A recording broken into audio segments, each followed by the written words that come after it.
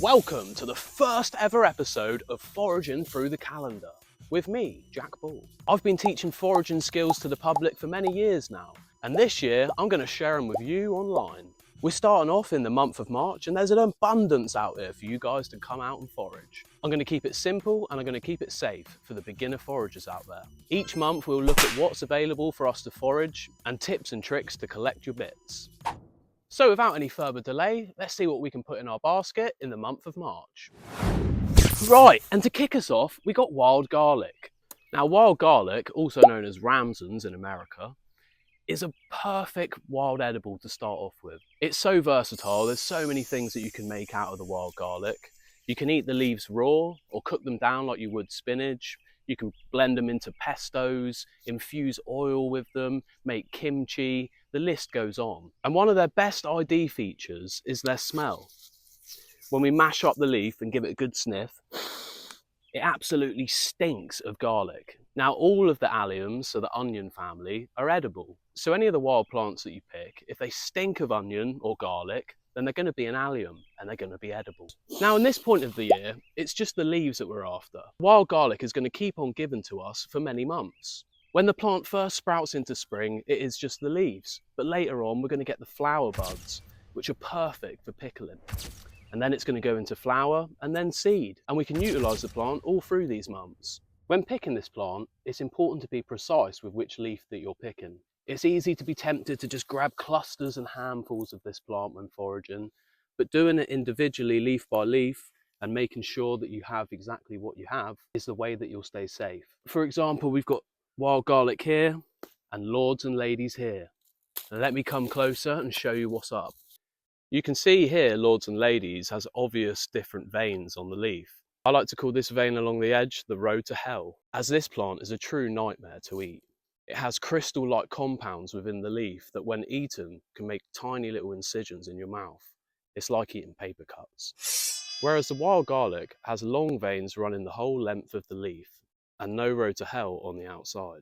Plus, mash it up and it stinks like garlic. It's much more of a problem in the early spring to confuse the two. As you can see with the younger leaves growing right next to each other. Here we've got the lords and ladies with that faint road to hell on the outside. And then we've got the tasty wild garlic with the veins running the length of the leaf. Now next up, we've got a mushroom for you to forage in March, the Scarlet Cup. This mushroom is perfect for a first-time forager, as there's no fatally toxic lookalikes to it. So it's a simple and safe mushroom to kickstart you off. It's also one of the only mushrooms I know that actually makes a sound. When you pop it up next to your ear and give it a tap, or even blow on it, it puffs away its spores and you can hear them in your ear. Now let's go and have a look and I'll show you how you can spot them. Now when you're looking for your elf cups, you want to be looking for this dead mossy wood. And also try and find some running water. And in these areas you will find what you're looking for. Ta-da! They can be hard to spot at first, but as you look a little closer and maybe rustle a few leaves and turn a few bits of grass, you will see that they are lurking underneath. And then you just have to watch where you're treading because you'll notice that they're everywhere. All around you all this time. Here we have another great spot. There's a stream running along here. We got all this dead mossy wood, and then if we look just below my feet, we'll see that they are everywhere. Once we look a little bit closer and tune in, see if you can spot them. Here we are. More of them.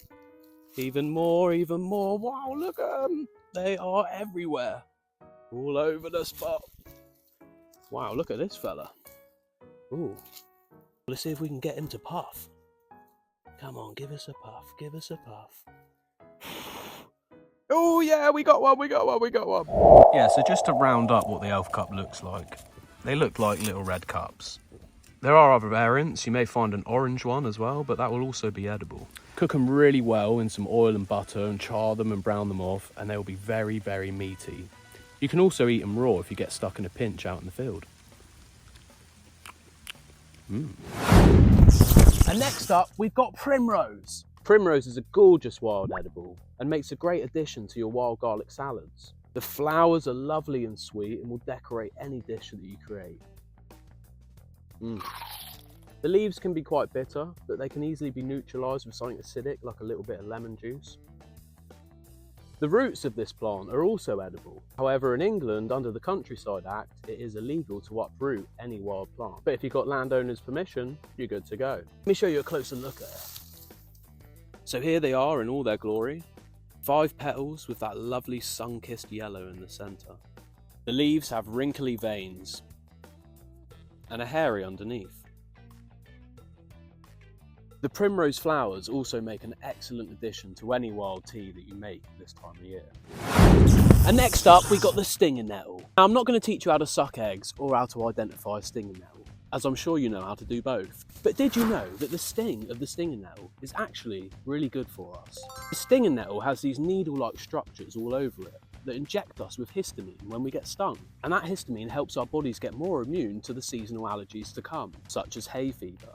It's also great for blood circulation, and the Romans utilised that on long cold winter nights where they would sting themselves all over their body to keep the blood pumping. Stinging nettles are packed with all sorts of minerals and vitamins: phosphorus, iron, vitamins A, C, K and B, potassium, the list goes on and on. And at this time of year, they are bursting with their maximum nutrition. Pick the tops of the nettles, take them home and treat them like spinach. Your body will thank you.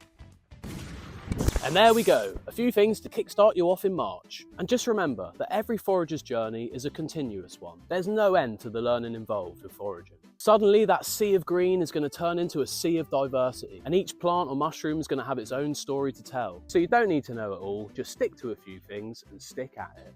And before you know it, you'll be tucking into wild banquets and your health and happiness will soar through the roof.